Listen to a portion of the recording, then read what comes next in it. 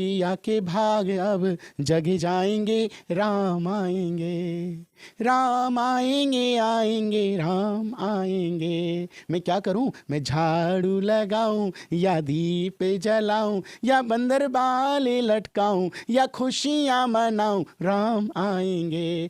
सनातनों के लिए एक शुभ अवसर आया है 22 जनवरी। जी हां, अयोध्या में राम मंदिर में प्राण प्रतिष्ठा का कार्यक्रम है। पूरे भारत में या यूं कहें कि पूरे विश्व में हलचल सी मच गई है, खुशी का ठिकाना नहीं है। लोग अपनी बात रख रहे हैं, कोई अयोध्या जाने की तैयारी कर रहा है तो अपने घर में कोई दीपावली मनाने का काम कर रहा है। और इसी बीच हम जानने आए हैं, हमारे साथ हमसे बात करने के लिए योगी हितेश्वर नाथ जी हैं, जिनसे जानते हैं कि राम मंदिर में प्राण प्रतिष्ठा का कार्यक्रम है 22 जनवरी को, और आप इस कार्यक्रम को किस नजरिए से देख रहे हैं। पहले तो हमारे चैनल में आपका बहुत बहुत स्वागत महाराज जी। धन्यवाद, आपका बहुत बहुत धन्यवाद। देख रहे हैं, मैं आपको बताना चाहता हूँ, हमें कथा सुनाते राम कथा गुण ग्राम की, ये रामायण है राम कथा श्री राम की, ये रामायण है अयोध्या के श्री राम की। तो हम जिस पावन नगरी अयोध्या की बात कर रहे हैं, मैं आपको बताना चाहता हूँ इसके बारे में, थोड़ा इसके बारे में विस्तार से समझिएगा। आध्यात्मिक दृष्टिकोण क्या है इस राम नगरी का। ये बेसिकली इसको साकेत भी बोला जाता है। हम कहते हैं ना कि साकेत धाम को गए भगवान राम का, क्योंकि जब भगवान राम ने शरीर में धारण लिया तो भगवान का जब इस धरा पे जन्म हुआ तो भगवान ने को मृत्यु भी हुई।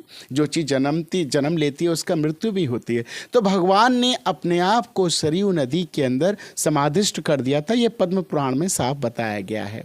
तो भगवान सरयू नदी में समाधिष्ट हो गए थे, और आज वही सरयू नदी का जो जल है उससे भगवान राम का अभिषेक होगा, और वहीं से पुनः हम आज राम राज्य को देखेंगे और सनातनियों की विजय हुई है। मेरे बच्चों, मैं आपको बताना चाहता हूँ कि 500 साल का जो कहते हैं ना सच जो था ना, वो सच निकल के सामने आया है।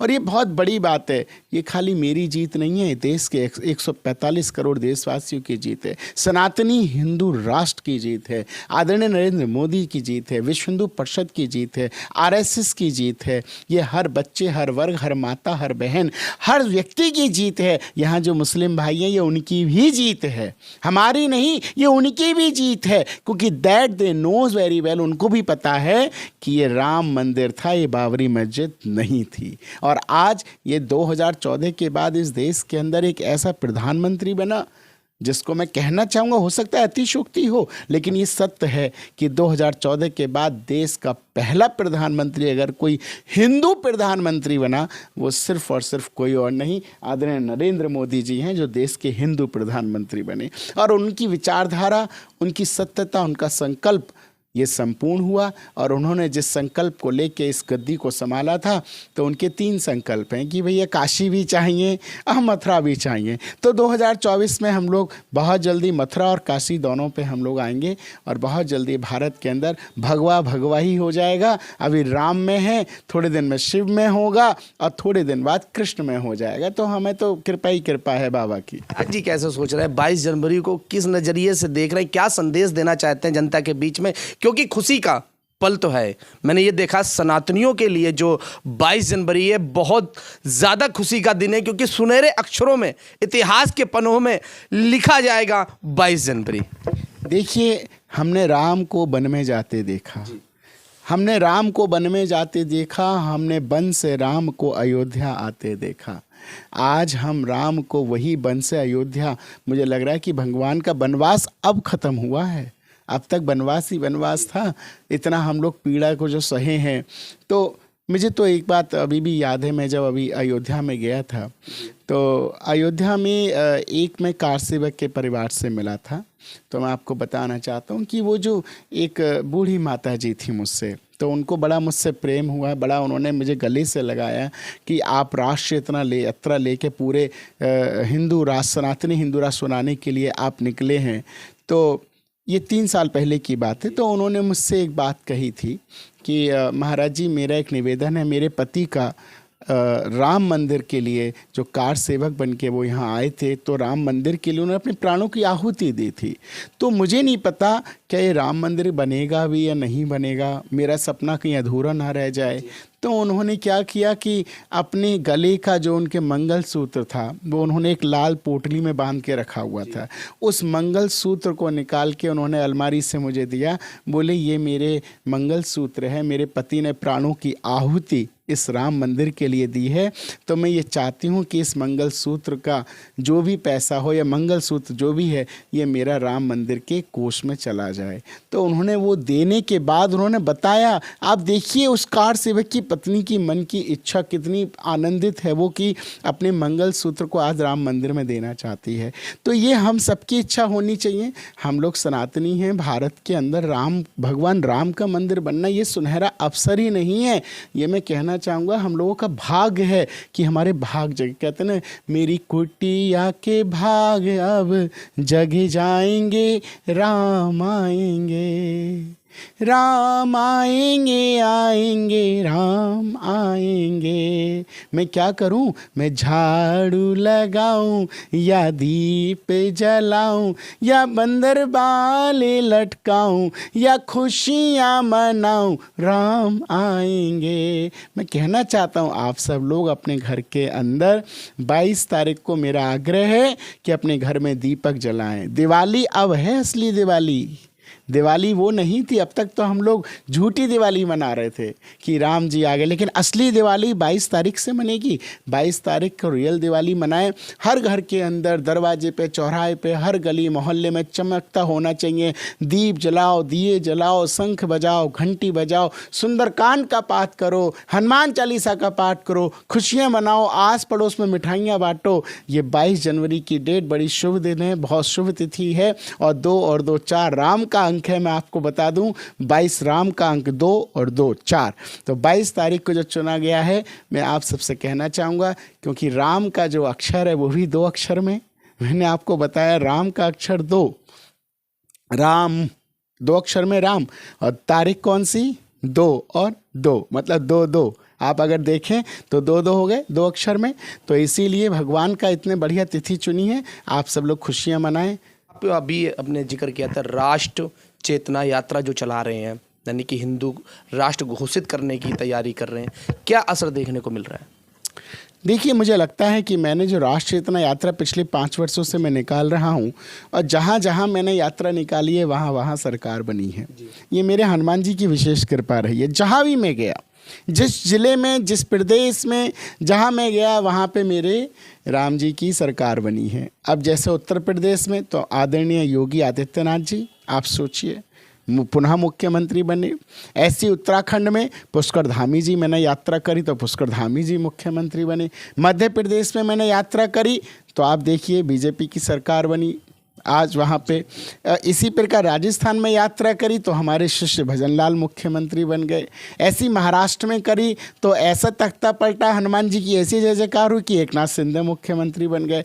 तो मैंने ये देखा है कि मेरे हनुमान जी की बड़ी कृपा है। जहाँ जहाँ मेरे हनुमान जी इस राष्ट्र चेतना यात्रा को लेकर पहुँचे, भारत को सनातनी हिंदू राष्ट्र बनाने के लिए पहुँचे, वहाँ वहाँ भारतीय जनता पार्टी की नहीं, सनातनियों की सरकार बनी है। तो इसलिए मुझे इस राष्ट्र चेतना यात्रा के लिए तो मैं इतना ही कहना चाहूँगा कि सभी सनातनी भाई जागें, क्योंकि अब जागने का समय आ गया है।